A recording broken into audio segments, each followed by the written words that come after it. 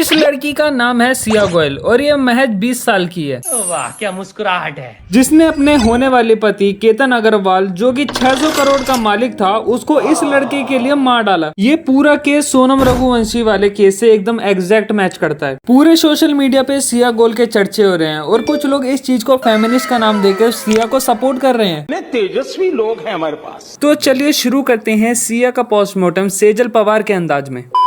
26 साल का केतन जिसकी आने वाले नवंबर में शादी होने वाली थी। ये लड़का अपने family business real estate company में डायरेक्टर था, जो कि इतना अमीर था कि अपने शादी के लिए इसने जयपुर में 17 करोड़ का पैलेस और 2 प्राइवेट प्लेन बुक किए थे। तभी 18 जून को केतन अपनी फियोंसे सिया के साथ पुणे के मशहूर लोहागढ़ फोर्ट पर ट्रैकिंग करने जाता है और उधर से एक खबर आती है कि केतन का पैर फिसल गया और वो 350 फीट नीचे खाई में गिर गया, जिससे उसकी जान चली गई है। ये खबर सुनने के बाद परिवार बहुत ज्यादा रोता है और सिया इस चीज को सोशल मीडिया पे डालकर सबकी सिंपैथी बटोर रही होती है। लेकिन जब पुलिस इस केस की गहराई में उतरती है तब पता चलता है कि एक प्लान्ड मर्डर था।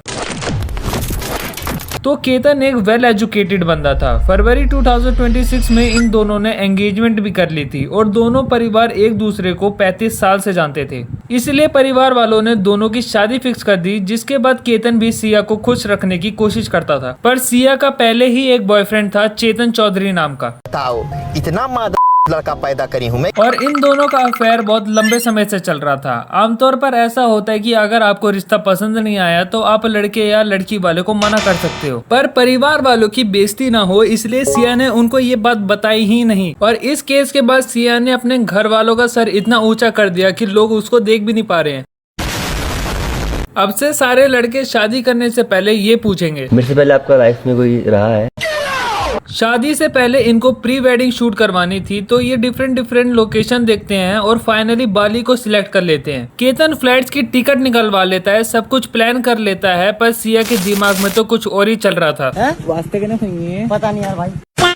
बार बार कभी उनका बाली कैंसिल होता था, पासपोर्ट चोरी हो जाता था। तो लास्ट टाइम पे सिया पासपोर्ट छुपा देती है और केतन से बोलती है कि पासपोर्ट्स गायब हो चुके हैं। पर केतन तो ठहरा शरीफ, वो ये सब मान लेता है और इस चीज के कुछ दिनों बाद सिया केतन से रिक्वेस्ट करती है कि मैं उसको ट्रैकिंग के लिए लोहागढ़ फोर्ट पर जाना है, और इस चीज के लिए भी केतन मना नहीं करता है। दोनों जाते हैं और ऊंचाई पे जाने के बाद सिया मौके का फायदा उठाकर केतन को धक्का दे देती है। पर उस दिन केतन की किस्मत अच्छी थी कि वो झाड़ियों को पकड़ लेता है और बच जाता है। पर ये देख के सिया डर जाती है, घबरा जाती है कि ये बच कैसे गया, और रोते रोते बोलती है कि यहाँ पर सांप था इसलिए मैंने तुम्हें बचाने के लिए धक्का दे दिया।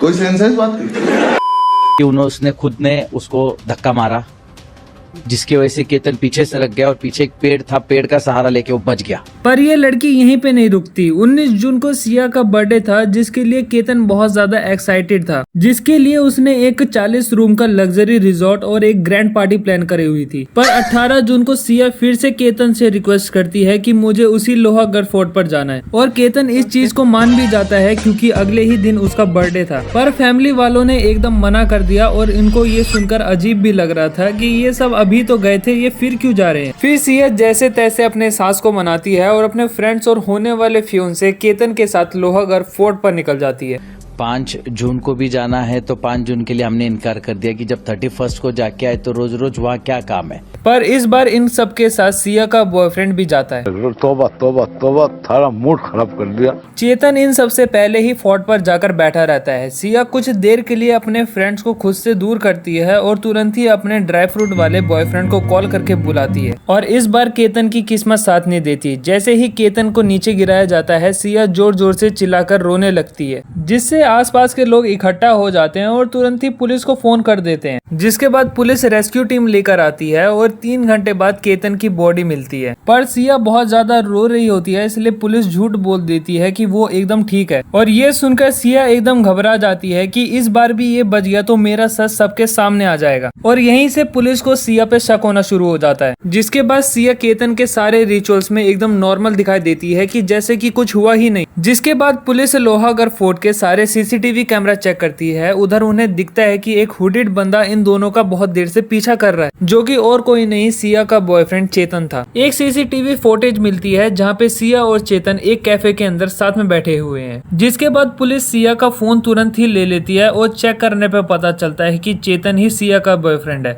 जिसके बाद पुलिस चेतन को कस्टडी में लेती है और चेतन सब कुछ सच सच बता देता है। फिर पुलिस दोनों को अरेस्ट कर लेती है, पर सोशल मीडिया पे इसका पूरा उल्टा ही हो रहा है। इतने बड़े क्राइम को लोग फेमिनिज्म से जोड़ दे रहे हैं और सिया को सपोर्ट कर रहे हैं और बोल रहे हैं कि जो केतन के साथ हुआ वो एकदम सही हुआ। आज के लिए सिर्फ इतना ही, और आखिरी में जाते जाते मैं यही बोलूंगा कि अपने फोन के अंदर मेल हेल्पलाइन का नंबर सेव कर लें। और आपका इसके ऊपर क्या कहना है कमेंट सेक्शन में जरूर बताना। अगर आप सभी को वीडियो अच्छी लगे तो वीडियो को लाइक कर देना, चैनल को सब्सक्राइब कर देना। तब तक के लिए बाय।